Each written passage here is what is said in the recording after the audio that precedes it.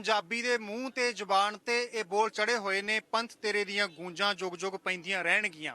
धन गुरु गोबिंद सिंह महाराज दियां कीतियां होईयां कुर्बानियां, वारिया होया परिवार सारे पंथ नूं याद है। सिख कौम बड़ी सुचेत भी हो चुकी है, पर सिख कौम नूं अज श्रोमणी गुरुद्वारा प्रबंधक कमेटी दे नाल हमेशा एक मलाल रहिंदा है कि श्रोमणी कमेटी पुरातन यादगारां नूं नहीं संभाल रही। खास तौर ते जदों श्री फतेहगढ़ साहिब की गल करिए, जिथे शहीदी जोड़ मेल हर साल बड़ी श्रद्धा भावना उत्साह ते वैरागमई तरीके दे नाल मनाया जाता है। इस धरती ते दीवान टोडर मल वो शख्सियत होए ने जिन्हां ने मोहरां विछा के साहिबजादियां दा ते माता गुजरी जी का संस्कार किया सी। उन्हां दी हवेली दे विच असीं खड़े हां, जिस नूं जहाज हवेली कहा जाता है।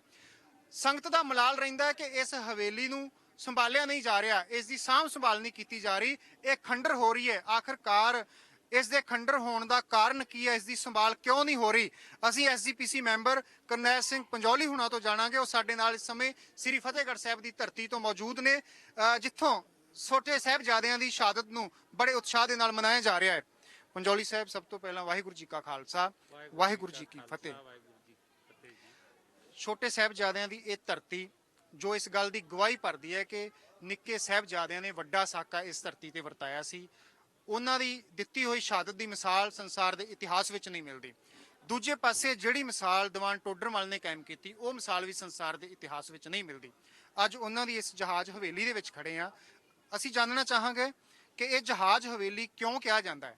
इसका ये नाम जहाज हवेली पुरातन समय तो ही सी जां बाद दे विच ये नाम पिया? वाहिगुरू जी का खालसा, वाहिगुरू जी की फतेह। पहली गल तो यह है भी बहुत सारी घट लोगों इस गल की जानकारी है कि दीवान टोडरमल जी सरहंद के बशिंदे नहीं सन। उन्हां दा असली पिंड काकड़ा सी। उन्हां दे पिता जी, उन्हां दा परिवार जिहड़ा सी वो आनंदपुर साहब गुरु तेग बहादुर पातशाह जी कोल अक्सर ही जाते सन, अक्सर ही आउंदे सन। गुरु घर दे वो पुरातन श्रद्धालु सन। ਜਦੋਂ ਗੁਰੂ ਸਾਹਿਬ ਗੁਰੂ ਤੇਗ ਬਹਾਦਰ ਪਾਤਸ਼ਾਹ ਜੀ ਮਾਲਵੇ ਦੀ ਬੈਲਟ ਵਿੱਚ ਧਰਮ ਦਾ ਪ੍ਰਚਾਰ ਪ੍ਰਸਾਰ ਕਰਨ ਲਈ ਆਏ ਨੇ, ਤਾਂ ਉਦੋਂ ਵੀ ਗੁਰੂ ਤੇਗ ਬਹਾਦਰ ਪਾਤਸ਼ਾਹ ਜੀ ਜਿਹੜਾ ਕਾਕੜੇ ਪਿੰਡ ਤੇ ਆਲੋ ਅਰਖ ਦੇ ਵਿਚਕਾਰ ਇੱਕ ਝਿੜੀ ਸੀ, ਜੰਗਲ ਛੋਟਾ ਜਿਹਾ, ਉੱਥੇ ਮਹਾਰਾਜ ਠਹਿਰੇ ਸੀ। ਤੇ ਗੁਰੂ ਤੇਗ ਬਹਾਦਰ ਪਾਤਸ਼ਾਹ ਜੀ ਨੂੰ ਭਾਈ ਆਪਣਾ ਜਿਹੜੇ ਦੀਵਾਨ ਟੋਡਰਮੱਲ ਜੀ ਦਾ ਪਰਿਵਾਰ ਉੱਥੇ ਉਹਨਾਂ ਨੂੰ ਗਿਆ, ਉਹਨਾਂ ਨੂੰ ਦੁੱਧ ਛਕਾਇਆ ਤੇ ਗੁਰੂ ਸਾਹਿਬ ਜੀ ਨਾਲ ਉਹਨਾਂ ਦੀ ਸਾਂਝ ਪੁਰਾਤਨ ਸੀ। ਨੰਬਰ 2 ਤੇ ਸਰਹੰਦ ਦੀ ਧਰਤੀ ਤੇ ਉਹ ਵਪਾਰ ਕਰਦੇ ਸਨ ਤੇ ਬੜਾ ਵੱਡਾ ਉਹਨਾਂ ਦਾ ਨਾਂ ਸੀ। ਜਦੋਂ 10 ਪੋਹ ਨੂੰ ਸਾਹਿਬਜ਼ਾਦੇ ਮਲੇ ਆਪਣਾ ਮੋਰੰਡੇ ਤੋਂ ਇੱਥੇ ਆਏ ਨੇ, ਜਿੱਥੇ ਆਮ ਤੌਰ ਤੇ ਰਾਤ ਸਾਹਿਬ ਗੁਰਦੁਆਰਾ ਸਾਹਿਬ ਦਾ ਜ਼ਿਕਰ ਕੀਤਾ ਜਾਂਦਾ ਹੈ, ਉੱਥੇ ਜਦੋਂ ਆ ਕੇ ਰੁਕੇ ਤਾਂ ਦੀਵਾਨ ਟੋਡਰਮੱਲ ਦੀ ਅਗਵਾਈ ਵਿੱਚ ਉਦੋਂ ਸਰਹੰਦ ਦੇ ਵਿੱਚ 1400 ਸਿੱਖ ਪਰਿਵਾਰ ਰਹਿੰਦਾ ਸੀ। ਇਹ ਸਾਰੇ ਲੋਕ ਇਕੱਠੇ ਹੋ ਕੇ ਦੀਵਾਨ ਟੋਡਰਮੱਲ ਦੀ ਅਗਵਾਈ ਵਿੱਚ ਉੱਥੇ ਜਾ ਕੇ ਉਹਨਾਂ ਨੂੰ ਮਿਲੇ, ਆਪਣਾ ਸਾਹਿਬਜ਼ਾਦਿਆਂ ਦੇ ਦਰਸ਼ਨ ਕੀਤੇ, ਮਾਤਾ ਗੁਜਰੀ ਜੀ ਦੇ ਕੀਤੇ। ਉੱਥੋਂ ਫਿਰ ਜਦੋਂ ਸਾਹਿਬਜ਼ਾਦਿਆਂ ਨੂੰ ਤੇ ਮਾਤਾ ਗੁਜਰੀ ਜੀ ਨੂੰ ਠੰਡੇ ਬੁਰਜ ਵਿੱਚ ਲੈ ਗਏ, ਫਿਰ ਇਹ ਸਾਰੀ ਸੰਗਤ ਇਸ ਸਥਾਨ ਤੇ ਇਕੱਤਰ ਹੋਈ ਸੀ ਦੀਵਾਨ ਟੋਡਰਮੱਲ ਜੀ ਦੀ ਅਗਵਾਈ ਦੇ ਵਿੱਚ। ਹਿਸਟਰੀ ਇਹ ਕਹਿੰਦੀ ਹੈ ਕਿ ਉਦੋਂ ਇਹ ਫੈਸਲਾ ਕੀਤਾ ਗਿਆ ਸੀ ਕਿ ਸਾਹਿਬਜ਼ਾਦਿਆਂ ਦੀ ਰਿਹਾਈ ਕਰਵਾਉਣ ਦਾ ਯਤਨ ਕੀਤਾ ਜਾਣਾ ਚਾਹੀਦਾ। ਫਿਰ ਫੈਸਲਾ ਹੋਇਆ ਵੀ ਕਿਵੇਂ ਕੀਤੀ ਜਾ ਸਕਦੀ ਹੈ। ਫਿਰ ਇਹ ਫੈਸਲਾ ਸੀ ਵੀ ਜਿੰਨਾ ਵੀ ਧਨ। मैं अगे चलदा, छोटा जिहा सवाल, साहिबजादियां नूं रिहा किया जाना चाहिए, ये फैसला किन्ना किन्ना दे वल्लों किया गया, कौन कौन लोग सन उस समय? देखो, ਦੀਵਾਨ ਟੋਡਰਮੱਲ ਜਿਹੜੇ ਸੀ ਉਹ ਸਨ, ਮੋਤੀ ਰਾਮ ਮਹਿਰੇ ਦਾ ਪਰਿਵਾਰ ਸੀ, ਹੋਰ ਬਹੁਤ ਸਾਰੇ ਇੱਥੇ ਸ਼ਰਧਾਲੂ ਸਨ। 1400 ਸਿੱਖ ਪਰਿਵਾਰ ਇੱਥੇ ਰਹਿੰਦਾ ਸੀ ਸਰਹੰਦ ਦੀ ਧਰਤੀ ਦੇ ਉੱਤੇ। ਜੇ ਤੁਸੀਂ ਪਾਪੂਲੇਸ਼ਨ ਦੀ ਗਿਣਤੀ ਕਰੋ ਤਾਂ ਮੁਸਲਮਾਨਾਂ ਨਾਲੋਂ ਗੈਰ ਮੁਸਲਮਾਨ ਲੋਕ ਜਿਹੜੇ ਸਨ ਉਹ ਸਰਹੰਦ ਵਿੱਚ ਕਿਤੇ ਜ਼ਿਆਦਾ ਸੀਗੇ, ਲੇਕਿਨ ਉਹਨਾਂ ਦਾ ਆਗੂ ਨਾ ਹੋਣ ਕਰਕੇ ਇਸ ਜ਼ਬਰ ਜ਼ੁਲਮ ਅਤਿਆਚਾਰ ਦੇ ਖਿਲਾਫ ਕੋਈ ਆਵਾਜ਼ ਬੁਲੰਦ ਨਹੀਂ ਕਰ ਸਕਿਆ। ਇੱਥੇ ਹੀ ਫੈਸਲਾ ਹੋਇਆ ਇਸ ਹਵੇਲੀ ਦੇ ਵਿੱਚ ਵੀ ਜਿਹਦੇ ਘਰ ਵਿੱਚ ਜੋ ਤਿਲ ਫੁੱਲ ਸੀ, ਕਿਸੇ ਕੋਲ ਸੋਨਾ ਸੀ, ਚਾਂਦੀ ਸੀ, ਹੀਰੇ ਸੀ, ਜਵਾਹਰਾਤ ਸੀ, ਧਨ ਸੀ, ਮਤਲਬ ਜੋ ਕੁਝ ਵੀ ਥਾ ਉਹਨਾਂ ਨੇ ਸਾਰਾ ਦੀਵਾਨ ਟੋਡਰਮੱਲ ਜੀ ਨੂੰ ਲਿਆ ਕੇ ਦੇ ਦਿੱਤਾ ਸੀ। ਦੀਵਾਨ ਟੋਡਰਮੱਲ ਜੀ ਨੇ ਲਗਾਤਾਰ 3 ਦਿਨ ਯਤਨ ਕੀਤੇ ਨੇ ਇਸ ਗੱਲ ਦੇ ਕਿ ਸਾਹਿਬਜ਼ਾਦਿਆਂ ਨੂੰ ਪੈਸੇ ਦੇ ਕੇ ਸਮੇਂ ਦੀ ਸਰਕਾਰ ਨੂੰ ਭਾਵੇਂ ਉਹਨਾਂ ਦੀ ਮਤਲਬ ਜਿਹੜਾ ਵਜ਼ਨ ਹੈ ਉਹਦੇ ਵਜ਼ਨ ਦੇ ਮੁਤਾਬਕ ਪੈਸੇ ਮੰਗ ਲਵੇ, ਸਰਕਾਰ ਉਹਨੇ ਦੇ ਦਾਂਗੇ, ਫਿਰ ਉਹ ਸਾਹਿਬਜ਼ਾਦਿਆਂ ਨੂੰ ਰਿਹਾ ਕਰ ਦੇਵੇ। ਉਹਨਾਂ ਨੇ ਯਤਨ ਕੀਤੇ ਲੇਕਿਨ ਯਤਨ ਉਹਨਾਂ ਦੇ ਸਫਲ ਨਾ ਹੋ ਸਕੇ। ਦੀਵਾਨ ਟੋਡਰਮਲ ਨੇ ਸਿੱਧੀ ਪਹੁੰਚ ਵਜ਼ੀਰ ਖਾਨ ਤੱਕ ਕੀਤੀ ਸੀ। ਵਜ਼ੀਰ ਖਾਨ ਜਿਹੜਾ ਸੂਬਾ ਸਰਹੰਦੀ ਸੀ ਉਸ ਸਮੇਂ ਦਾ। ਦੇਖੋ ਉਹਨਾਂ ਨੇ ਜਿਹੜੀ ਹਿਸਟਰੀ ਕਹਿੰਦੀ ਹੈ, ਕੁਝ ਐਸੇ ਸ਼ਰਧਾਲੂ ਸੀ ਮੁਸਲਮਾਨ ਮਾਛੀਵਾੜੇ ਦੇ ਤੇ ਚਮਕੌਰ ਸਾਹਿਬ ਦੇ ਜਿਹੜੇ ਗੁਰੂ ਘਰ ਦੇ ਸ਼ਰਧਾਲੂ ਸੀ, ਤੇ ਉਹਨਾਂ ਦੀ ਪਹੁੰਚ ਜਿਹੜੀ ਸੀ ਸਮੇਂ ਦੀ ਸਰਕਾਰ ਤੱਕ ਸੀ। ਉਹਨਾਂ ਦੇ ਰਾਹੀਂ ਵੀ ਉਹਨਾਂ ਨੇ ਯਤਨ ਕੀਤੇ, ਸਿੱਧੇ ਰੂਪ ਦੇ ਵਿੱਚ ਵੀ ਯਤਨ ਕੀਤੇ। ਇੱਕ ਐਸਾ ਸਮਾਂ ਵੀ ਆ ਗਿਆ ਸੀ ਕਿ ਜਦੋਂ ਵਜੀਦ ਖਾਨ ਨੇ ਫੈਸਲਾ ਵੀ ਕਰ ਲਿਆ ਸੀ 3 ਕਾਰਨਾਂ ਕਰਕੇ ਕਿ ਸਾਹਿਬਜ਼ਾਦਿਆਂ ਨੂੰ ਛੱਡ ਦੇਣਾ ਚਾਹੀਦਾ। ਇੱਕ ਕਾਰਨ ਤਾਂ ਇਹ ਸੀ ਕਿ ਜਿਹੜਾ ਕਾਜੀ ਸੀ ਉਹਨੇ ਕਹਿ ਦਿੱਤਾ ਵੀ ਕਾਨੂੰਨ ਅਨੁਸਾਰ, ਧਰਮ ਦੇ ਅਨੁਸਾਰ ਤੁਸੀਂ ਇਹਨਾਂ ਸਾਹਿਬਜ਼ਾਦਿਆਂ ਨੂੰ ਇਸ ਕਿਸਮ ਦੀ ਸਜ਼ਾ ਨਹੀਂ ਦੇ ਸਕਦੇ। ਦੂਜਾ ਵਿਰੋਧ ਉਹਨਾਂ ਨੇ ਆਪਣਾ ਸ਼ੇਰ ਮੁਹੰਮਦ ਖਾਨ ਮਲੇਰ ਕੋਟਲੇ ਨੇ ਕਰ ਦਿੱਤਾ।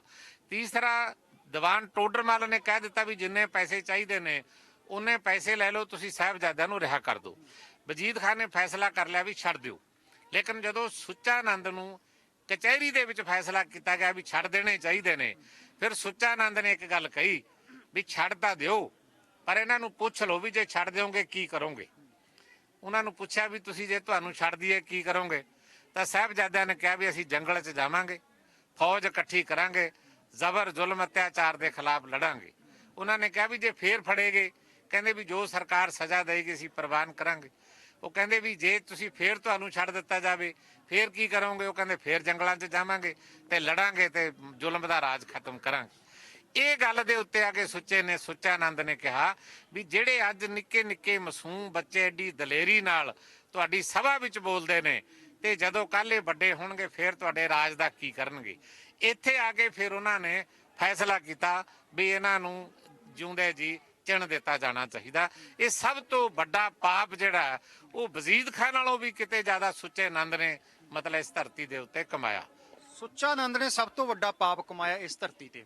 ਲੋਕ ਅੱਜ ਤੱਕ ਸੁੱਚਾ ਆਨੰਦ ਨੂੰ ਲਾਹਨਤਾਂ ਪਾਉਂਦੇ ਨੇ, ਪਰ ਦੂਜੇ ਪਾਸੇ ਦੀਵਾਨ ਟੋਡਰਮਲ ਸੀ ਜਾਂ ਮੋਤੀ ਰਾਮ ਮਹਿਰਾ ਸੀ, ਬਾਬਾ ਮੋਤੀ ਰਾਮ ਮਹਿਰਾ, ਉਹਨਾਂ ਦਾ ਸਿੱਖ ਕੌਮ ਅੱਜ ਤੱਕ ਸਤਿਕਾਰ ਕਰਦੀ ਹੈ। ਅੱਜ ਅਸੀਂ ਉਸੇ ਸਤਿਕਾਰ ਵਜੋਂ ਇਸ ਟੋਡਰਮਲ ਦੀ ਦੀਵਾਨ ਦੀ ਹਵੇਲੀ ਦੇ ਵਿੱਚ ਖੜੇ ਹਾਂ ਤੇ ਨਾਲ ਨਾਲ ਇਤਿਹਾਸ ਜਾਣਨ ਦੀ ਕੋਸ਼ਿਸ਼ ਕਰ ਰਹੇ ਹਾਂ। ਇਹ ਟੋਡਰਮਲ ਦੀ ਹਵੇਲੀ ਬਣੀ ਕਦੋਂ ਸੀਗੀ, ਕਿਸ ਵੇਲੇ ਬਣਾਈ ਗਈ? ਜਹਾਜ਼ ਹਵੇਲੀ, ਮੇਰਾ ਸਵਾਲ ਉੱਥੇ ਖੜਾ ਹੈ। ਇਹ ਕਿਉਂ ਕਿਹਾ ਜਾਂਦਾ ਸੀ? ਦੇਖੋ ਬੜਾ ਵੱਡਾ ਉਹ ਵਪਾਰੀ ਸੀ, ਬੜੇ ਧਨ ਦਾ ਮਤਲਬ ਮਾਲਕ ਸੀ ਦੀਵਾਨ ਟੋਡਰਮਲ। ਇਹ ਸਰਹੰਦ ਜਿਹੜਾ ਕੋਈ ਇੱਥੇ ਤੱਕ ਮਹਦੂਦ ਨਹੀਂ ਸੀ, ਇਹ 12 ਕੋਹ ਤੱਕ ਸਰਹੰਦ ਵਸਿਆ ਹੋਇਆ ਸੀ। ਤੇ ਇਸ ਸਥਾਨ ਦੇ ਉੱਤੇ ਇਹਦੀ ਜਿਹੜਾ ਮਤਲਬ ਨਕਸ਼ਾ ਹੈ ਉਹ ਜਿਸ ਤਰ੍ਹਾਂ ਸਮੁੰਦਰੀ ਜਹਾਜ਼ ਹੁੰਦੇ ਨੇ ਉਸ ਤਰ੍ਹਾਂ ਦਾ ਇਹਦਾ ਨਕਸ਼ਾ ਹੈ, ਜਿਹੜਾ ਪੁਰਾਤਨ ਇਹਦਾ ਨਕਸ਼ਾ। ਇਸ ਕਰਕੇ ਇਹਨੂੰ ਜਹਾਜ਼ ਹਵੇਲੀ ਦਾ ਨਾਂ ਦਿੱਤਾ ਗਿਆ ਹੈ। ਇਸ ਕਰਕੇ ਇਹਨੂੰ ਜਹਾਜ਼ ਹਵੇਲੀ ਕਹਿੰਦੇ ਨੇ। ਪਰ ਪੰਜੋਲੀ ਸਾਹਿਬ, ਇਸ ਦੀ ਸਾਂਭ ਸੰਭਾਲ ਕਿਉਂ ਨਹੀਂ ਹੁੰਦੀ? ਆਮ ਤੌਰ ਤੇ ਜਦੋਂ ਵੀ ਕਿਤੇ ਸਿੱਖ ਪੰਥ ਦੇ ਵਿੱਚ ਗੱਲ ਚੱਲਦੀ ਹੈ, ਆਮ ਸੰਗਤਾਂ ਦੇ ਵਿੱਚ ਗੱਲ ਚੱਲਦੀ ਹੈ, ਇੱਕ ਪਾਸੇ ਸ਼੍ਰੋਮਣੀ ਕਮੇਟੀ ਹੈ, ਸਾਡੇ ਸਿੱਖ ਸਿਆਸਤਦਾਨ ਨੇ, ਲੀਡਰ ਨੇ, ਦੂਜੇ ਪਾਸੇ ਸਿੱਖ ਸੰਗਤ ਹੈ। ਸਿੱਖ ਸੰਗਤ ਹਮੇਸ਼ਾ ਹੀ ਮਲਾਲ ਕਰਦੀ ਹੈ ਕਿ ਪੁਰਾਤਨ ਯਾਦਗਾਰਾਂ ਦੀ ਸਾਂਭ ਸੰਭਾਲ ਕਿਉਂ ਨਹੀਂ ਹੋ ਰਹੀ। ਪਿਛਲੇ ਸਾਲ ਆਪਾਂ ਇੱਥੇ ਖੜ ਕੇ ਇਸੇ ਜਗ੍ਹਾ ਤੇ ਸਟੋਰੀ ਕੀਤੀ ਸੀ ਤੇ ਇੱਥੋਂ ਦਾ ਇਤਿਹਾਸ ਵੀ ਜਾਣਿਆ ਸੀ। ਉਸੇ ਤਰ੍ਹਾਂ ਹੀ ਅੱਜ ਵੀ ਇਹ ਹਵੇਲੀ ਖੜੀ ਹੈ। ਕੀ ਕਾਰਨ ਹੈ? ਇਸ ਦੀ ਸਾਂਭ ਸੰਭਾਲ ਕਿਉਂ ਨਹੀਂ ਹੋ ਰਹੀ? ਰੁਕਾਵਟ ਕਿੱਥੇ ਪੈ ਰਹੀ ਹੈ? ਦੇਖੋ ਗੱਲ ਅਸਲ ਵਿੱਚ ਸਾਂਭ ਸੰਭਾਲ ਦਾ ਮਸਲਾ ਨਹੀਂ ਹੈ, ਮਸਲਾ ਇਹਦੀ ਅਥੈਂਟਿਸਿਟੀ ਦਾ, ਇਹਦੀ ਹਿਸਟੋਰੀਕਲ ਮਤਲਬ ਇੱਕ ਚੀਜ਼ ਦਾ ਮਸਲਾ ਹੈ। ਪਲੀਜ਼ ਯਾਰ ਪਲੀਜ਼, ਜਿਆਦਾ ਤੁਸੀਂ ਬੋਲੋ, ਫਿਰ ਅੱਜ ਬੋਲੋ। ਹਾਂਜੀ, ਅਸੀਂ ਸੰਗਤ ਨੂੰ ਪੁੱਛ ਲੈਂਦੇ ਹਾਂ ਕੀ ਕਹਿਣਾ ਚਾਹੁੰਦੇ ਆ। ਨਹੀਂ, ਅਸੀਂ ਤਾਂ ਕਹਿੰਦਾ ਉਹਨੇ ਵੀ ਸੰਭਾਲ ਹੋਵੇ ਜੀ, ਸਟੋਰੀ ਵੀ ਤਾਂ ਹੀ ਬਚੂਗੀ ਜੇ ਇਹਦੀ ਸੰਭਾਲ ਹੋਗੀ। ਜੇ ਇੱਥੇ ਕੁਝ ਹੋਇਆ ਹੀ ਨਾ ਫਿਰ ਆਪਾਂ ਕਿਆ ਹਿਸਟਰੀ ਦਿਖਾਉਂਗੇ ਜੀ। ਬਿਲਕੁਲ ਪੰਜੋਲੀ ਸਾਹਿਬ, ਜਿਵੇਂ ਇਸ ਤਰ੍ਹਾਂ ਦੇ ਸਵਾਲ ਹੁੰਦੇ ਨੌਜਵਾਨ ਪੀੜ੍ਹੀ ਦੇ ਵੱਲੋਂ, ਤੁਸੀਂ ਉਹ ਕਲੀਅਰ ਕਰੋ। ਹਾਂਜੀ, ਬੇਨਤੀ ਗੱਲ ਇਸ ਤਰ੍ਹਾਂ, ਜਦੋਂ ਠੰਡਾ ਬੁਰਜ ਜਿਹੜਾ ਸੀ ਉਹ ਕਿਸੇ ਸਮੇਂ ਉਹਦੀ ਤਸਵੀਰ ਹੋਰ ਕਿਸਮ ਦੀ ਸੀ, ਹੌਲੀ ਹੌਲੀ ਸਮਾਂ ਪਿਆ ਉਹ ਟੱਟ ਗਿਆ। ਹੁਣ ਜੇ ਤਾਂ ਉਹਨੂੰ ਆਏ ਚ ਮਤਲਬ ਉਦੋਂ ਸਿਆਣਪ ਕੀਤੀ ਜਾਂਦੀ, ਉਦੋਂ ਉਸ ਤੇ ਨਹੀਂ ਰੱਖਿਆ ਜਾਂਦਾ, ਭਾਵੇਂ ਉਹਨੂੰ ਗੁਰਦੁਆਰਾ ਸਾਹਿਬ ਦਾ ਰੂਪ ਨਾ ਦਿੱਤਾ ਜਾਂਦਾ, ਮਹਾਰਾਜ ਦਾ ਪ੍ਰਕਾਸ਼ ਵੀ ਨਾ ਕਰਦੇ, ਮਹਾਰਾਜ ਦਾ ਪ੍ਰਕਾਸ਼ ਹੋਰ ਥਾਂ ਤੇ ਕੀਤਾ ਜਾਂਦਾ, ਉਹ ਇਮਾਰਤ ਸਾਂਭ ਕੇ ਰੱਖਣੀ ਚਾਹੀਦੀ ਸੀ ਵੀ ਇਸ ਥਾਂ ਤੇ ਸਾਹਿਬਜ਼ਾਦੇ ਕੈਦ ਰਹੇ ਨੇ। ਹੁਣ ਜਿਵੇਂ ਦੀਵਾਨ ਟੋਡਰਮਲ ਦੀ ਇਹ ਹਵੇਲੀ ਹੈ, ਜਦੋਂ ਇਹ ਕਿਸੇ ਵਿਅਕਤੀ ਨੇ ਇਹਦੀ ਖੋਜ ਕੀਤੀ ਵੀ ਇਹ ਦੀਵਾਨ ਟੋਡਰਮਲ ਦੀ ਹਵੇਲੀ ਹੈ, ਉਹ ਬੰਦੇ ਨੇ ਆਪਣੇ ਤੌਰ ਤੇ ਇੱਕ ਨਕਸ਼ਾ ਬਣਾਇਆ ਵੀ ਇਹਨੂੰ ਢਾਹ ਕੇ ਸਾਰੀ ਹਵੇਲੀ ਨੂੰ ਅਸੀਂ ਇਸ ਤਰ੍ਹਾਂ ਦੀ ਪੁਰਾਤਨ ਹਵੇਲੀ ਮਤਲਬ ਨਵੀਂ ਹਵੇਲੀ ਬਣਾਉਣੀ ਹੈ। ਫਿਰ ਮੈਂ ਆਪ ਸ਼੍ਰੋਮਣੀ ਕਮੇਟੀ ਨੂੰ ਚਿੱਠੀ ਲਿਖ ਕੇ ਉਸ ਵਿਅਕਤੀ ਨੂੰ ਪਹੁੰਚ ਕੀਤੀ, ਉਹਨੂੰ ਬੇਨਤੀ ਕਰੀ ਵੀ ਤੁਸੀਂ ਸਾਨੂੰ ਸਾਡੇ ਹਵਾਲੇ ਕਰੋ ਇਹਨੂੰ। ਚਲੋ ਉਹ ਬੰਦਾ ਬੜਾ ਸਿਆਣਾ ਸੀ, ਉਹਨੇ ਕਿਹਾ ਵੀ ਤੁਸੀਂ ਲੈ ਲਓ। ਉਹਨੇ ਰਜਿਸਟਰੀ ਸ਼੍ਰੋਮਣੀ ਗੁਰਦੁਆਰਾ ਪ੍ਰਬੰਧਕ ਕਮੇਟੀ ਨੂੰ ਦੇਤੀ ਇਸ ਤਰ੍ਹਾਂ। ਤੇ ਉਸ ਤੋਂ ਬਾਅਦ ਇਹ ਜਿੰਨੀ ਵੀ ਸੰਭਾਲ ਇਹਦੀ ਕੀਤੀ ਗਈ ਹੈ, ਇਹਦੇ ਤੇ 1 ਕਰੋੜ 10 ਲੱਖ ਰੁਪਈਆ ਲੱਗਿਆ ਕੱਲੀ ਕੱਲੀ ਚੀਜ਼ ਤੇ। ਇਹਨੂੰ ਬਣਾਉਣ ਵਾਲੇ ਜਿਹੜੇ ਨੇ, ਮਤਲਬ ਇਹ ਐਦਾਂ ਨਹੀਂ ਵੀ ਤੁਸੀਂ ਮਤਲਬ ਲਿਆ ਕੇ ਕਰਨੀਆਂ ਨਾਲ ਇਹਨੂੰ ਤੁਸੀਂ ਉਸਾਰ ਦੋਗੇ, ਐਦਾਂ ਨਹੀਂ ਉਸਾਰੀ ਜਾ ਸਕਦੀ। ਇਹਦਾ ਬਕਾਇਦਾ ਉਹਨਾਂ ਨੇ ਬੁਰਸ਼ ਲੈ ਲੈ ਕੇ, ਚਾਕੂ ਲੈ ਲੈ ਕੇ ਕੱਲੀ ਕੱਲੀ ਚੀਜ਼ ਨੂੰ ਠੀਕ ਕੀਤਾ, ਜਿੰਨੀ ਕਿ ਖੜੀ ਹੈ ਜਾਂ ਜਿੰਨੀ ਕਿ ਇਹਨਾਂ ਨੇ ਕੱਢੀ ਹੈ। ਹੁਣ ਇਹਦੇ ਤੇ ਪੁਰਾਤਨ ਵਿਭਾਗ ਜਿਹੜਾ ਹੈ, ਉਹਨਾਂ ਨੇ ਇਸ ਗੱਲ ਤੇ ਪਾਬੰਦੀ ਲਾ ਦਿੱਤੀ ਕਿ ਤੁਸੀਂ ਇਸ ਇਮਾਰਤ ਨੂੰ ਮਤਲਬ ਉਹ ਨਹੀਂ ਕਰ ਸਕਦੇ, ਨਵੀਂ ਨਹੀਂ ਬਣਾ ਸਕਦੇ। ਮਤਲਬ ਜਿਹੜਾ ਕਰੋੜ ਰੁਪਏ ਦੀ ਤੁਸੀਂ ਗੱਲ ਕਰ ਰਹੇ ਹੋ, ਸ਼੍ਰੋਮਣੀ ਕਮੇਟੀ ਨੇ ਲਗਾਇਆ? ਹਾਂਜੀ, ਸ਼੍ਰੋਮਣੀ ਕਮੇਟੀ ਨੇ ਲਗਾਇਆ। ਹੁਣ ਜਿਵੇਂ ਉਹ ਇੱਟਾਂ ਨੇ, ਜਿਵੇਂ ਉਹ ਮਤਲਬ ਟੁੱਟਦੀਆਂ ਨੇ, ਉਹ ਬੱਚਾ ਉੱਤੋਂ ਖੜਾ ਆ ਕਿਤੇ ਡਿੱਗਦੀ ਆ, ਇਹਨਾਂ ਨੂੰ ਤੁਸੀਂ ਸੰਭਾਲਣ ਖਾਤਰ ਉਹਦਾ ਕੰਮ ਕਰ ਸਕਦੇ ਹੋ। ਲੇਕਿਨ ਜੇ ਤੁਸੀਂ ਇਹਨੂੰ ਕਹੋ ਵੀ ਇਹਨੂੰ ਢਾਹ ਕੇ ਤੁਸੀਂ ਬਣਾ ਦੋਗੇ, ਇਹ ਪੁਰਾਤਨ ਵਿਭਾਗ ਦੀ ਮਤਲਬ ਪਾਬੰਦੀ ਆ, ਉਹਨਾਂ ਨੇ ਨਹੀਂ ਬਣਾਉਣ ਦਿੰਦੇ। ਉਹਨਾਂ ਨੇ ਕਿਹਾ ਵੀ ਤੁਸੀਂ ਐਦਾਂ ਨਹੀਂ ਬਣਾ ਸਕਦੇ। ਉਹਨਾਂ ਨੇ ਹੁਣ ਸਾਨੂੰ ਇੱਕ ਚਿੱਠੀ ਲਿਖੀ ਹੈ ਵੀ ਇੱਕ ਡੈਲੀਗੇਸ਼ਨ ਜਿਹੜਾ ਸਾਡਾ ਆਏਗਾ, ਉਹ ਡੈਲੀਗੇਸ਼ਨ ਆ ਕੇ ਤੁਹਾਨੂੰ ਦੱਸੇਗਾ ਤੁਸੀਂ ਕੀ ਕੁਝ ਕਰਨਾ ਉਰੇ। ਇਹ ਹਵੇਲੀ ਦੀ ਹਿਸਟੋਰੀਕਲ ਜਿਹੜੀ ਗੱਲ ਆ, ਉਹਨੂੰ ਖਤਮ ਨਹੀਂ ਕੀਤਾ ਜਾ ਸਕਦਾ। ਇਸ ਕਰਕੇ ਅਸੀਂ ਇੱਕ ਪਾਸੇ ਦਾ ਕਹਿੰਦੇ ਆ ਵੀ ਜਿਹੜੀਆਂ ਪੁਰਾਤਨ ਚੀਜ਼ਾਂ ਨੇ ਸਾਡੀਆਂ ਸੰਭਾਲ ਕੇ ਰੱਖੀਆਂ ਜਾਣੀਆਂ ਚਾਹੀਦੀਆਂ ਨੇ, ਤੇ ਜੇ ਹੁਣ ਅਸੀਂ ਇਹਨੂੰ ਨਹੀਂ ਸੰਭਾਲਾਂਗੇ ਤਾਂ ਫਿਰ ਅਸੀਂ ਨਵੀਂ ਹਵੇਲੀ ਖੜੀ ਕਰ ਦਾਂਗੇ ਜੀ। ਉਦੋਂ ਦਾ ਕੋਈ ਵੀ ਸ਼ੰਕਾ ਖੜੇ ਕਰੇਗਾ ਵੀ ਖਬਰ ਕਿਹਦੀ ਹੈ ਜੀ, ਇਹ ਦੀਵਾਨ ਟੋਡਰ ਮੱਲ ਦੀ ਹਵੇਲੀ ਹੈ, ਤੇ ਇਹਨੂੰ ਐਟ ਇੱਜ਼ਤ ਰੱਖਣ ਖਾਤਰ ਇਹ ਸਾਡੀ ਹਿਸਟਰੀ ਹੈ, ਸਾਡਾ ਇਤਿਹਾਸ ਹੈ, ਸਾਡੀ ਵਿਰਾਸਤ ਹੈ, ਇਹਨੂੰ ਇਸੇ ਤਰ੍ਹਾਂ ਦੀ ਸੰਭਾਲਣ ਦੀ ਜ਼ਰੂਰਤ। ਬਿਲਕੁਲ ਕਿਹਾ ਜਾ ਸਕਦਾ ਹੈ ਸਿੱਖ ਕੌਮ ਦੀ ਖੁਸ਼ਕਿਸਮਤੀ ਹੈ ਕਿ ਅੱਜ ਇਹ ਜਿਹੜੀ ਹੈ ਹਵੇਲੀ ਭਾਵੇਂ ਕਿ ਖੰਡਰ ਹੈ, ਬਚੀ ਪਈ ਹੈ। ਪਰ ਕਦੋਂ ਤੱਕ ਸੰਭਾਵਨਾ ਹੈ ਕਿ ਇਸ ਦੀ ਜਿਹੜੀ ਮੁਰੰਮਤ ਹੈ ਪੂਰੇ ਤਰੀਕੇ ਨਾਲ ਪ੍ਰਸ਼ਾਸਨ ਦੇ ਵੱਲੋਂ, ਜਿਹੜਾ ਤੁਸੀਂ ਪੁਰਾਤਤਵ ਵਿਭਾਗ ਦੀ ਗੱਲ ਕਰ ਰਹੇ ਹੋ, ਉਹਨਾਂ ਦੇ ਵੱਲੋਂ ਇਸ ਦੀ ਜਿਹੜੀ ਸੰਭਾਵਨਾ ਜਤਾਈ ਜਾ ਸਕਦੀ, ਕਦੋਂ ਤੱਕ ਇਹਦੀ ਜਿਹੜੀ ਹੈ ਸਾਰਾ ਕੰਮਕਾਜ ਹੋ ਜਾਏਗਾ? ਦੇਖੋ, ਉਹਨਾਂ ਨੇ ਡੈਲੀਗੇਸ਼ਨ ਭੇਜਣ ਤੇ ਡਿਪੈਂਡ ਕਰਦਾ। ਉਹ 15 ਦਿਨ ਚ ਭੇਜ ਦੇਣ, 20 ਦਿਨ ਚ ਭੇਜ ਦੇਣ, ਉਹ ਸਾਨੂੰ ਗਾਈਡਲਾਈਨ ਦੇਣਗੇ ਵੀ ਤੁਸੀਂ ਇਹਨੂੰ ਇਸ ਤਰ੍ਹਾਂ ਠੀਕ ਕਰਨਾ। ਕਿਉਂਕਿ ਇਹਨੂੰ ਠੀਕ ਕਰਨ ਦੇ ਲਈ ਵੀ ਘੱਟੋ ਘੱਟ ਪਿਛਲੀ ਵਾਰੀ ਜਦੋਂ ਆ ਜਿੰਨੀ ਕੁ ਵੀ ਠੀਕ ਕੀਤੀ ਸੀ, ਇਹਦੇ ਤੇ ਵੀ 3 ਸਾਲ ਲੱਗੇ ਸੀ ਲਗਾਤਾਰ ਇੱਥੇ ਮਿਸਤਰੀ ਕੰਮ ਕਰਦੇ ਰਹੇ, ਕਿਉਂਕਿ ਬਹੁਤ ਬਰੀਕੀ ਵਾਲਾ ਕੰਮ ਹੈ। ਇਹਨੂੰ ਇਸ ਤਰ੍ਹਾਂ ਹੀ ਸੰਭਾਲਣ ਦੀ ਜ਼ਰੂਰਤ ਹੈ। ਤੁਹਾਡੇ ਵੱਲੋਂ ਕੋਈ ਪ੍ਰੈਸ਼ਰ ਪਾਇਆ ਜਾ ਰਿਹਾ ਉਹਨਾਂ ਤੇ ਵੀ ਛੇਤੀ ਤੋਂ ਛੇਤੀ ਦੀ ਸਾਂਭ ਸੰਭਾਲ? ਗੱਲ ਲਈ ਤਿਆਰ ਨੇ ਵੀ, ਕੋਈ ਗੱਲ ਨਹੀਂ ਹੈ। ਉਹ ਆਪੇ ਕਹਿੰਦੇ ਨੇ ਵੀ ਜਾਂ ਅਸੀਂ ਆਪਣੀ ਟੀਮ ਦੇ ਦਾਂਗੇ ਜਾਂ ਸਾਨੂੰ ਤੁਸੀਂ ਮਤਲਬ ਉਹ ਦੇ ਦਿਓ। ਪਰ ਹੋ ਨਹੀਂ ਰਿਹਾ, ਕੰਮ ਰੁਕਿਆ ਹੋਇਆ। ਉਹ ਠੀਕ ਆ, ਗੱਲ ਤੁਹਾਡੀ, ਹੋ ਜਾਏਗਾ ਹੁਣ ਅੱਗੇ, ਕੋਈ ਗੱਲ ਨਹੀਂ। ਚਲੋ ਇਹ ਤਾਂ ਸੀ ਹਵੇਲੀ ਦੀ ਗੱਲ। ਟੋਡਰਮਲ, ਦੀਵਾਨ ਟੋਡਰਮਲ ਦੀ ਗੱਲ ਕਰਦੇ ਆਂ। ਉਹਨਾਂ ਦਾ ਥੋੜਾ ਇਤਿਹਾਸ ਜ਼ਰੂਰ ਦੱਸੋ ਤਾਂ ਕਿ ਪੂਰੇ ਦਰਸ਼ਕਾਂ ਨੂੰ, ਪੂਰੀ ਕੌਮ ਨੂੰ ਪਤਾ ਲੱਗ ਸਕੇ ਕਿ ਉਹਨਾਂ ਨੇ ਕਿਸ ਢੰਗ ਦੇ ਨਾਲ ਛੋਟੇ ਸਾਹਿਬਜ਼ਾਦਿਆਂ ਦੇ, ਧੰਨ ਮਾਤਾ ਗੁਜਰੀ ਜੀ ਦੇ ਜਿਹੜੇ ਪਵਿੱਤਰ ਸਰੀਰ ਸੀ, ਉਹਨਾਂ ਦਾ ਸੰਸਕਾਰ ਕੀਤਾ। ਕਿਉਂਕਿ ਇਸ ਧਰਤੀ ਨੂੰ ਦੁਨੀਆ ਦੀ ਸਭ ਤੋਂ ਕੀਮਤੀ ਧਰਤੀ ਵੀ ਕਿਹਾ ਜਾਂਦਾ।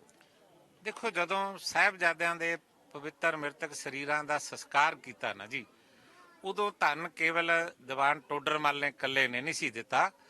ਉਦੋਂ ਬਹੁਤ ਸਾਰੇ ਲੋਕਾਂ ਨੇ ਉਹਦੇ ਵਿੱਚ ਹਿੱਸਾ ਪਾਇਆ ਸੀ, ਬਹੁਤ ਸਾਰੇ ਲੋਕਾਂ ਨੇ, ਜਿਹਦੇ ਕੋਲ ਜਿੰਨਾ ਕੁ ਵੀ ਸੀ ਤਿਲ ਫੁੱਲ ਉਹਨੇ ਦੀਵਾਨ ਟੋਡਰ ਮੱਲ ਨੂੰ ਦਿੱਤਾ। ਦੀਵਾਨ ਟੋਡਰ ਮੱਲ ਨੇ ਇਕੱਠਾ ਕੀਤਾ ਤੇ ਉਹਦੇ ਬਦਲੇ ਦੇ ਵਿੱਚ ਫਿਰ ਅੱਤੇ ਖਾਂ ਪਠਾਨ ਜਿਹੜਾ ਸੀ ਅੱਤੇ ਵਾਲੀ ਦਾ, ਉਹਦੇ ਕੋਲੋਂ ਉਹਨਾਂ ਨੇ ਉਹ ਥਾਂ ਮੁੱਲ ਲਈ ਜਿੰਨੀ ਕੁ ਥਾਂ ਤੇ ਸਾਹਿਬਜ਼ਾਦਿਆਂ ਦੇ ਪਵਿੱਤਰ ਮ੍ਰਿਤਕ ਸਰੀਰਾਂ ਦਾ ਸੰਸਕਾਰ ਕੀਤਾ ਗਿਆ। ਇੱਕ ਚਿਖਾ ਵਿੱਚ ਦੋਏ ਛੋਟੇ ਸਾਹਿਬਜ਼ਾਦਿਆਂ ਦਾ ਸਰੀਰ ਰੱਖੇ ਗਏ ਸੀ ਤੇ ਇੱਕ ਚਿਖਾ ਦੇ ਵਿੱਚ ਮਾਤਾ ਗੁਜਰੀ ਜੀ ਦਾ ਪਵਿੱਤਰ ਸਰੀਰ ਜਿਹੜਾ ਸੀ ਉਹ ਰੱਖਿਆ ਗਿਆ ਸੀ। ਉੱਥੇ ਉਹਨਾਂ ਦਾ ਸੰਸਕਾਰ ਕੀਤਾ ਗਿਆ। ਜਦੋਂ ਇਸ ਗੱਲ ਤੋਂ ਬਾਅਦ ਫਿਰ ਸਮੇਂ ਦੇ ਹਾਕਮ ਦਾ ਦਬਾਅ ਪਿਆ, ਫਿਰ ਦੀਵਾਨ ਟੋਡਰ ਮੱਲ ਦਾ ਪਰਿਵਾਰ ਜਿਹੜਾ ਸੀ, ਉਹ ਹਿਸਟੋਰੀਅਨ ਜਿਹੜੇ ਦੱਸਦੇ ਨੇ ਵੀ ਉਹਨਾਂ ਦਾ ਪੂਰਾ ਪਰਿਵਾਰ ਕੋਹਲੂ ਥਾਈਂ ਪੀੜ ਦਿੱਤਾ ਗਿਆ ਸੀ। ਭਾਈ ਮੋਤੀ ਰਾਮ ਮਹਿਰੇ ਦਾ ਪਰਿਵਾਰ ਵੀ ਉਸੇ ਤਰ੍ਹਾਂ, ਜਦੋਂ ਉਹਨਾਂ ਦੀ ਸ਼ਿਕਾਇਤ ਜਿਹੜੀ ਸੀ ਸੁੱਚਾਨੰਦ ਦੇ ਭਰਾ ਦੇ ਪਰਿਵਾਰ ਵੱਲੋਂ ਕੀਤੀ ਗਈ ਸੀ, ਉਹਨਾਂ ਨੇ ਵੀ ਇਸ ਤਰ੍ਹਾਂ ਹੀ ਮਤਲਬ ਉਹਨਾਂ ਦੇ ਪਰਿਵਾਰ ਦੀ ਵੀ ਉਸੇ ਤਰ੍ਹਾਂ ਦੀ ਸ਼ਹਾਦਤ ਹੋਈ ਹੈ। ਮੈਂ ਸਮਝਦਾ ਵੀ ਜਿੱਡੀ ਵੱਡੀ ਸ਼ਹਾਦਤ ਪੂਜਨੀਕ ਮਾਤਾ ਗੁਜਰੀ ਜੀ ਦੀ ਹੈ, ਬਾਬਾ ਜੋਰਾਵਰ ਬਾਬਾ ਫਤਿਹ ਸਿੰਘ ਸਾਹਿਬ ਦੀ ਹੈ, ਤੇ ਉਸ ਤਰ੍ਹਾਂ ਦੀ ਉਹ ਸ਼ਹਾਦਤ ਦੀਵਾਨ ਟੋਡਰ ਮੱਲ ਦੀ ਹੈ। ਤੇ ਉਹ ਸਿੱਖ ਧਰਮ ਦੇ ਬਹੁਤ ਵੱਡੇ ਮਹਾਨ ਸ਼ਹੀਦ ਨੇ, ਜਿਨ੍ਹਾਂ ਦੀ ਵਿਰਾਸਤ ਸਾਨੂੰ ਪੀੜ੍ਹੀ ਦਰ ਪੀੜ੍ਹੀ ਸੰਭਣੀ ਚਾਹੀਦੀ ਹੈ। ਬਿਲਕੁਲ ਇਤਿਹਾਸ ਜਿਹੜਾ ਇਸ ਧਰਤੀ ਦੇ ਰਚਿਆ ਗਿਆ। ਥੋੜਾ ਜਿਹਾ ਮੈਂ ਹੁਣ ਇਹ ਜਾਣਨਾ ਚਾਹੁੰਦਾ, ਆਪਾਂ ਦੇਖਦੇ ਹਾਂ ਟੋਡਰਮਲ ਹਵੇਲੀ ਦੇ ਵਿੱਚ ਇਹ ਕੀ ਚੀਜ਼ ਬਣੀ ਹੋਈ ਹੈ, ਇੱਥੇ ਕੀ ਕੀਤਾ ਜਾਂਦਾ ਸੀ ਇਸ ਹਵੇਲੀ ਦੇ ਵਿੱਚ, ਇਹ ਇਸ ਦੇ ਜਿਹੜਾ ਆਹ ਬਣਾਵਟ ਹੈ, ਇਸ ਬਾਰੇ ਦੱਸੋ, ਇਹ ਕੀ ਬਣਾਇਆ ਗਿਆ? ਇਹ ਪਿੱਲਰ ਨੇ ਜੀ, ਜਿਹੜੇ ਇਹ ਮਤਲਬ ਉੱਤੇ ਖੜੇ ਸੀਗੇ, ਜਿਵੇਂ ਥੱਲੇ ਜਹਾਜ਼ ਹੁੰਦਾ ਸੀ ਨਾ, ਆਹ ਖਾਲੀ ਥਾਂ ਇਸ ਤਰ੍ਹਾਂ ਛੱਡੀ ਹੋਈ ਹੈ, ਜਿਸ ਤਰ੍ਹਾਂ ਮਤਲਬ ਸਮੁੰਦਰੀ ਜਹਾਜ਼ ਸੀ। ਇਹਦੇ ਤੇ ਪਿੱਲਰ ਨੇ ਚਾਰੇ ਪਾਸੇ ਰੱਖੇ ਹੋਏ, ਇਹ ਪਿੱਲਰਾਂ ਦੇ ਉੱਤੇ ਇਸ ਤਰ੍ਹਾਂ ਹਵੇਲੀ ਖੜੀ ਸੀ। ਹਾਂਜੀ, ਇਸ ਪਾਵਨ ਪਵਿੱਤਰ ਧਰਤੀ ਦੋ ਹਿੱਸੇ ਨੇ ਇਹਦੇ, ਇੱਕ ਹਿੱਸਾ ਸੀ ਤੇ ਵਿਚਕਾਰ ਜਿਵੇਂ ਲੌਬੀ ਹੁੰਦੀ ਆ, ਇਹ ਉਸ ਤਰ੍ਹਾਂ ਦੀ ਥਾਂ ਸੀ। ਆ ਉਹਦਾ ਸਵੀਮਿੰਗ ਪੂਲ ਸੀ ਜਿਹੜਾ ਉਹਨੇ ਬਣਵਾਇਆ ਹੋਇਆ ਸੀ। ਇਸ ਧਰਤੀ ਦੇ ਉੱਪਰ ਅੱਜ ਸੰਗਤਾਂ ਜੁੜ ਰਹੀਆਂ ਨੇ, ਵਿਰਾਗ ਵੀ ਉਹਨਾਂ ਦੀ ਅੱਖਾਂ ਦੇ ਵਿੱਚੋਂ ਟਪਕਦੇ ਹੋਏ ਹੰਝੂਆਂ ਤੋਂ ਦੇਖਿਆ ਜਾ ਸਕਦਾ ਹੈ। ਹਰ ਸਾਲ ਸਾਹਿਬਜ਼ਾਦਿਆਂ ਦੀ ਗਾਥਾ ਜਿਹੜੀ ਹੈ ਉਹ ਇੱਥੇ ਅਸੀਂ ਸੁਣਦੇ ਆ, ਉਹਨਾਂ ਦਾ ਇਤਿਹਾਸ ਸੁਣਦੇ ਆ। ਤੁਹਾਨੂੰ ਕੀ ਲੱਗਦਾ ਹੈ ਇਸ ਵਾਰ ਸੰਗਤ ਦੀ ਕਿੰਨੀ ਕੁ ਆਮਦ ਹੋਈ ਹੈ? ਕਿਉਂਕਿ ਦਿੱਲੀ ਦੇ ਵਿੱਚ ਵੱਡਾ ਧਰਨਾ ਲੱਗਾ ਹੋਇਆ ਹੈ, ਵੱਡੀ ਗਿਣਤੀ ਵਿੱਚ ਸੰਗਤਾਂ ਉੱਥੇ ਵੀ ਮੌਜੂਦ ਨੇ, ਕੋਈ ਅਸਰ ਦਿਖਾਈ ਦੇ ਰਿਹਾ ਉਸ ਦਾ? ਦੇਖੋ, ਮੈਂ ਤਕਰੀਬਨ ਪਰਿਵਾਰ ਵਿਛੋੜੇ ਵੀ ਗਿਆ ਤੇ ਮੈਂ ਭੱਠਾ ਸਾਹਿਬ ਵੀ ਗਿਆ, ਚਮਕੌਰ ਸਾਹਿਬ ਵੀ, ਮਾਛੀਵਾੜੇ ਅਸਥਾਨ ਤੇ ਗਿਆ। ਮੈਨੂੰ ਤਾਂ ਪਿਛਲੇ ਸਾਲ ਨਾਲੋਂ ਕਿਤੇ ਕੋਈ ਘੱਟ ਨਹੀਂ ਨਜ਼ਰ ਪਿਆ। ਇਹ ਠੀਕ ਹੈ ਵੀ ਫਤਿਹਗੜ੍ਹ ਸਾਹਿਬ ਦੀ ਧਰਤੀ ਤੇ ਪਿਛਲੇ 15-20 ਦਿਨ ਤੋਂ ਲਗਾਤਾਰ ਸੰਗਤ ਲਗਾਤਾਰ ਆ ਰਹੀ ਹੈ।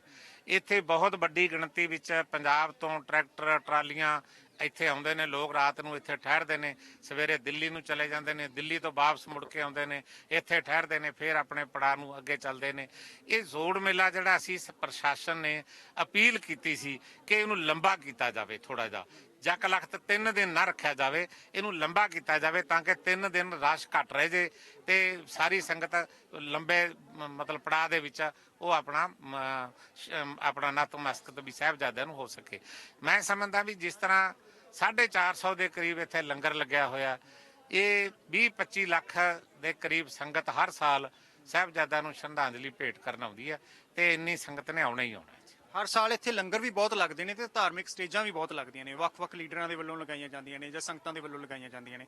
ਇਸ ਵਾਰ ਇਸ ਧਰਤੀ ਦੇ ਉੱਪਰ ਕਿੰਨੀਆਂ ਕੁ ਧਾਰਮਿਕ ਸਟੇਜਾਂ ਲਗਾਈਆਂ ਜਾ ਰਹੀਆਂ? ਦੇਖੋ, ਅੱਗੇ ਨਾਲੋਂ ਇਹ ਸਟੇਜਾਂ ਘਟੀਆਂ ਨੇ। ਕਿਸੇ ਸਮੇਂ ਸੰਤ ਮਹਾਂਪੁਰਸ਼ ਜਿਹੜੇ ਸੀ, ਸੰਤ ਈਸਰ ਸਿੰਘ ਰਾੜੇ ਵਾਲੇ, ਸੰਤ ਅਤਰ ਸਿੰਘ ਮਸਤੂਆਣੇ ਵਾਲੇ, ਨਾਨਕਸਰ ਸੰਤ ਜਿਹੜੇ ਸੀ, ਦਮਦਮੀ ਟਕਸਾਲ ਜਿਹੜੀ ਸੀ, ਅਖੰਡ ਕੀਰਤਨੀ ਜਥਾ ਜਿਹੜਾ ਸੀ, ਬੜੂ ਸਾਹਿਬ ਅਕਾਲ ਅਕੈਡਮੀ ਵਾਲੇ ਸੀ, ਉਹ ਸਾਰੇ ਬਹੁਤ ਵੱਡੀ ਗਿਣਤੀ ਵਿੱਚ ਇਸ ਕਿਸਮ ਦੇ ਦੀਵਾਨ ਲਾਉਂਦੇ ਸੀ। ਸੰਗਤਾਂ ਉਹਨਾਂ ਦੀਵਾਨਾਂ ਵਿੱਚ ਸਾਰੀ ਰਾਤ 3 ਰਾਤਾਂ 2 ਮਤਲਬ ਸਮਾਗਮ ਸਰਵਣ ਕਰਦੇ ਰਹਿੰਦੇ ਸੀ। ਲੇਕਿਨ ਹੁਣ ਯੁੱਗ ਬਦਲ ਗਿਆ, ਬਦਲੇ ਹੋਏ ਯੁੱਗ ਦੇ ਵਿੱਚ ਲੋਕਾਂ ਦੀ ਰਹਿਣ ਸਹਿਣੀ ਬਦਲ ਗਈ, ਫੇਸਬੁੱਕ ਆ ਗਈ ਤੇ ਇਹਦੇ ਕਰਕੇ ਬਹੁਤ ਗੱਲਾਂ ਜਿਹੜੀਆਂ ਨੇ ਇੱਥੇ ਘਟ ਗਈਆਂ। ਅੱਗੇ ਵਾਂਗੂ ਉਸ ਤਰ੍ਹਾਂ ਦਾ ਮਤਲਬ ਜੋੜ ਮੇਲ ਨਹੀਂ, ਸ਼ਹੀਦੀ ਸਭਾ ਨਹੀਂ ਰਹਿ ਗਈ ਜਿਸ ਤਰ੍ਹਾਂ ਦੀ ਪੁਰਾਤਨ ਸਮਿਆਂ ਵਿੱਚ ਹੁੰਦੀ ਸੀ। ਹੁਣ ਇੱਕ ਕਿਸਮ ਦਾ ਜੋੜ ਮੇਲਾ ਬਣ ਗਿਆ ਇਹ ਜੋੜ ਮੇਲਾ ਜਿਹੜਾ ਲੱਡੂ ਜਲੇਬੀਆਂ ਪਕੌੜੇ ਰਸਗੁੱਲੇ ਖਾਣ ਤੱਕ ਮਹਦੂਦ ਰਹਿ ਗਿਆ। ਆਮ ਤੌਰ ਤੇ ਤੁਸੀਂ ਦੇਖਦੇ ਹੋ ਕਿਤੇ ਦੀਵਾਨ ਲੱਗਿਆ ਵੀ ਹੋਵੇ, ਢਾਡੀ ਲੱਗੇ ਹੋਣ, ਕੀਰਤਨ ਚੱਲਦਾ ਹੋਵੇ, ਸੰਗਤਾਂ ਉਧਰ ਧਿਆਨ ਘੱਟ ਦਿੰਦੀਆਂ ਨੇ ਤੇ ਜ਼ਿਆਦਾਤਰ ਕਦੇ 10 ਇੱਧਰ ਨੂੰ ਚਲੇ ਗਏ, 20 ਇੱਧਰ ਨੂੰ ਚਲੇ ਗਏ, ਇਸ ਪਾਸੇ ਨੂੰ ਜ਼ਿਆਦਾ ਰੁਝਾਨ ਲੋਕਾਂ ਦਾ। ਸੰਗਤਾਂ ਦਾ ਹੀ ਧਿਆਨ ਹਟਿਆ ਜਾਂ ਸਾਡੇ ਆਗੂਆਂ ਦਾ ਵੀ ਧਿਆਨ ਹਟਿਆ? ਆਪਣੇ ਜਿਹੜੇ ਕੌਮ ਹੈ ਜਾਂ ਸੰਗਤ ਹੈ ਉਹਨਾਂ ਦਾ ਆਗੂਆਂ ਦੇ ਨਾਲ ਵੀ ਬੜਾ ਮਲਾਲ ਰਹਿੰਦਾ, ਖਾਸ ਕਰਕੇ ਸ਼੍ਰੋਮਣੀ ਕਮੇਟੀ ਦੇ ਸਾਡੇ ਧਾਰਮਿਕ ਆਗੂਆਂ ਤੇ, ਕਿ ਧਾਰਮਿਕ ਆਗੂ ਵੀ ਉਸ ਤਰ੍ਹਾਂ ਦੇ ਨਹੀਂ ਰਹੇ ਜਿੱਦਾਂ ਦੇ ਪੁਰਾਤਨ ਹੁੰਦੇ ਸੀ, ਜਿਵੇਂ ਦਾ ਉਹਨਾਂ ਦਾ ਜੀਵਨ ਹੁੰਦਾ ਸੀ, ਜਿਵੇਂ ਦਾ ਉਹਨਾਂ ਦਾ ਆਚਰਣ ਹੁੰਦਾ ਸੀ। ਤੁਹਾਨੂੰ ਕੀ ਲੱਗਦਾ ਕੋਈ ਫਰਕ ਪਿਆ? ਦੇਖੋ, ਸਾਡਾ ਧਰਮ ਵੀ ਵਪਾਰ ਬਣ ਗਿਆ, ਸਾਡੀ ਰਾਜਨੀਤੀ ਵੀ ਵਪਾਰ ਬਣ ਗਈ। ਹੁਣ ਧਰਮ ਦੇ ਵਿੱਚ ਇੱਕ ਸੰਤ ਚੜ੍ਹਾਈ ਕਰਦਾ, ਉਹ ਤੋਂ ਬਾਅਦ ਇੱਕ ਜੋਗ ਉਹਦੀ ਅਗਵਾਈ ਵਿੱਚ ਉਹਦਾ ਚੇਲਾ ਨਹੀਂ ਬਣਦਾ, ਬਲਕਿ ਉਹਦਾ ਪੁੱਤਰ ਜਿਹੜਾ ਉਹਦੀ ਗੱਦੀ ਤੇ ਬਹਿੰਦਾ। ਉਸੇ ਤਰ੍ਹਾਂ ਪੋਲੀਟੀਕਲ ਖੇਤਰ ਵਿੱਚ ਇੱਕ MLA ਆ, ਇੱਕ MP ਆ, ਗਾਹਾਂ ਉਹਦਾ ਪੁੱਤਰ MLA ਆ, ਗਾਹਾਂ ਉਹਦੀ ਧੀ ਜਿਹੜੀ ਆ ਰਾਜਨੀਤਿਕ ਖੇਤਰ ਵਿੱਚ ਹੈ। ਇੱਕ ਤਾਂ ਧਰਮ ਵਪਾਰ ਬਣ ਗਿਆ ਨੰਬਰ 2 ਤੇ। ਪੰਥਕ ਜਿਹੜੀ ਪੰਥ ਪ੍ਰਸਤੀ ਸੀ, ਪੰਥਕ ਜਜ਼ਬਾ ਸੀ, ਧਰਮ ਦਾ ਜਜ਼ਬਾ ਸੀ, ਉਹ ਕਿਤੇ ਨਾ ਕਿਤੇ ਕਮਜ਼ੋਰ ਪੈ ਗਿਆ। ਲੀਡਰਸ਼ਿਪ ਦੇ ਵਿੱਚ ਉਸ ਕਿਸਮ ਦਾ ਹੈ ਹੀ ਨਹੀਂ। ਨਾ ਲੀਡਰ ਪੜ੍ਹਦੇ ਨੇ, ਨਾ ਲੀਡਰ ਪੜ੍ਹਨ ਦੀ ਅੱਗੇ ਗੱਲ ਸੁਣਾ ਸਕਦੇ ਨੇ, ਨਾ ਉਹਨਾਂ ਦੀ ਕੁਰਬਾਨੀ ਹੈ, ਨਾ ਉਹਨਾਂ ਦੀ ਜਦੋਜਹਿਦ ਹੈ।